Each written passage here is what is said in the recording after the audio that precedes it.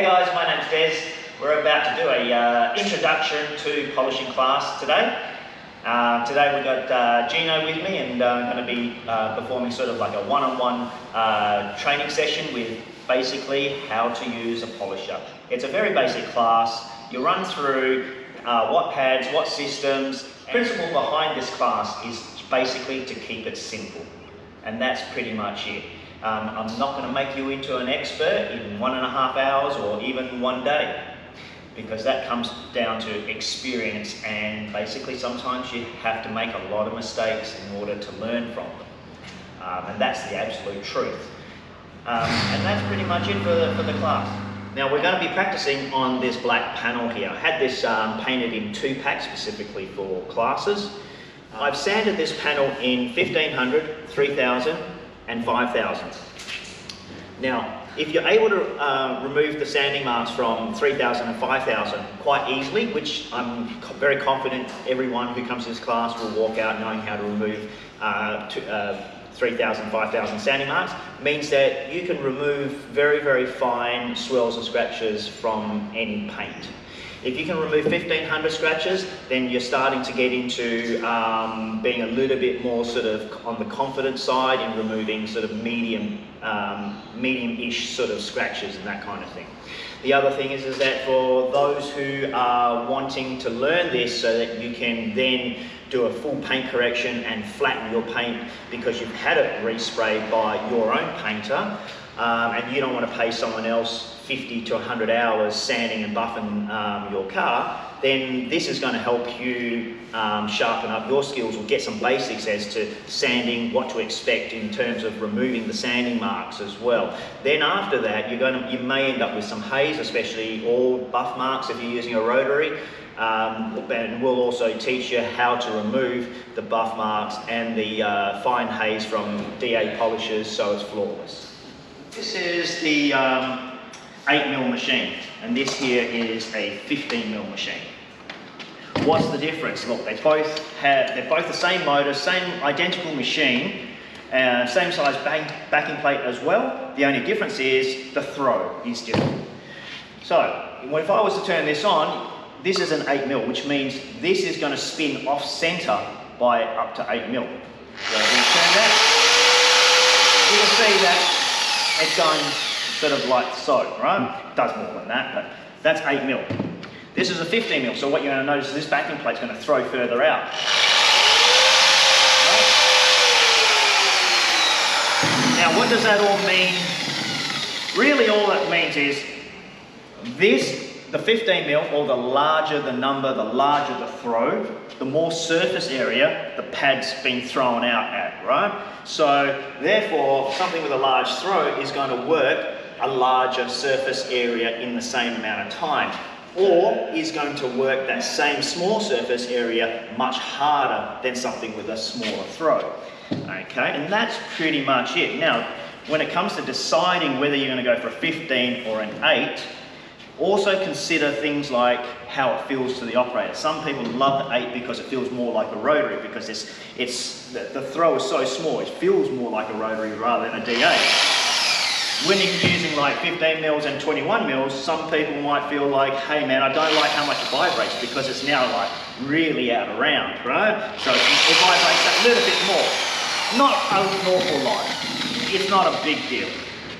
Where it sort of, it may, in terms of wanting to make a decision whether you want to go for an 8 or a 15, you may also consider things like, when you're near a door handle and you've got an 8mm, that means you only have to be 8mm away from that door handle so it doesn't hit the door handle. If you've got a 15mm, you can't get as close. You have to be 15mm. If you've got a 21mm, then you have to be over 2 centimeters away, basically, to the door handle. And that little bit of that throw part, it doesn't work that area as much as the other part. So therefore, if you've got a bigger tool, if you are using a 21mm throw polisher, you're probably going to need a nano or a smaller polisher to get into cutting around the edges, because that's going to do it more effectively. So it's about picking the right tool for the most effective part of the job. For those who really only want to go with one machine, I'm going to say either the 8mm or the 15mm is the perfect one machine operator. Once you go 21mm, you kind of, yes, it does big, large surface areas much faster, but then you don't have, I suppose, the same accessibility with the curves in some of the panels. You can't get as close to your trim, etc., etc. So an 8mm or a 15mm is probably the perfect medium. I mean, really what you want is you want one of each. You want an 8mm to do this, you want a 15mm to do that, and you want a 21mm to do your roof and your bonnets and your big ass doors, right? And then you want something like this to do your pillars and also all around the little things and around your badges, etc. And now we're going to get into it.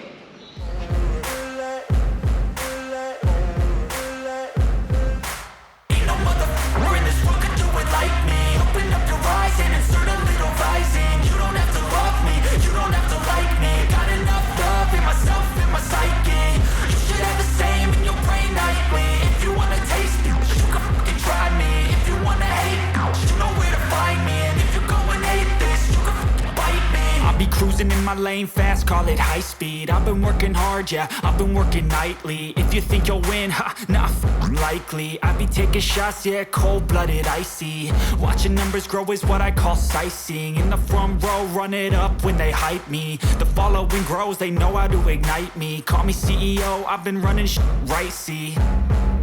And I ain't playing games, I create my own lane, making pleasure out of pain, turning losses into gains, I'm the boss, I'm making change. I've been rocking this exchange, popping off and risking things, gonna make a name. I just wanna be famous, but I don't want that cheap fame. No, I'm not that vain, I just wanna be greatness. I just wanna be greatness. I just wanna be greatness. I just wanna be greatness. Ain't no motherfucker in this world could do it like me. Open up your eyes and insert a little vice in. You don't have to love me, you don't have to like me. Got enough love in myself, in my psyche. You should have the same in your brain nightly. If you wanna taste it, you can fucking try me. If you wanna hate, you know where to find me. And if you go and hate this, you can fucking bite me. Okay, I'm going off every chance I get. I don't really take a loss, well Alright, we're wrapping up now, and what we've done is removed all the scratches from the panels, and in effect we've also reduced some of the solvent pop that was in this panel as well, that's why it was good having a panel like this, because it does have some common issues that you would have to deal with a respray and a resto, and that is some dirt in the paint, some fish eyes, solvent pop, that kind of stuff. And we can see what degree of sanding we need to remove some of that solvent pop, and what degree of polishing we needed to do to get rid of the sandy marks, and that's what we've achieved, and that's pretty much it. Now it's pretty much taking that principle that was learnt on this panel and applying that to every other panel. So there's no need to practice on a whole car because the process is pretty much same within 10%. Awesome. So how do you feel, Jane? Yeah, no, it was good to learn, because I was concerned about using the buffers because I didn't know how much pressure to apply if I damaged the paint, but it's easier than it looks, I guess, so that's a good thing for me. So happy with what Des has shown me today. So yeah, no, I'm going to give it a crack and see what happens. Yeah, perfect. Okay. Awesome. So yeah, what we find is most people find that it's the interaction, people get a lot out of it, they walk away. I would say 90% of people walk away going, I actually feel a lot more confident buying my own machine now, and going, hey, yeah, I'm not an expert, and I can't sort of problem solve on the fly, but it's one step, all right? And I've given Gino the confidence to go to that next step, buy a polisher, and start doing some maintenance polishing on his vehicles. Yeah, no drama. And Gino, do you recommend people to do something like this with Des?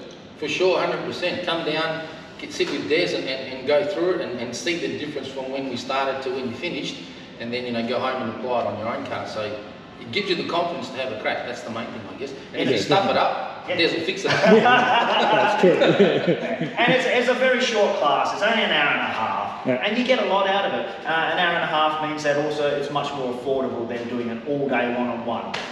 Yeah, perfect. All right, guys. No worries. Thanks for that. See ya. Thanks, Des. No worries.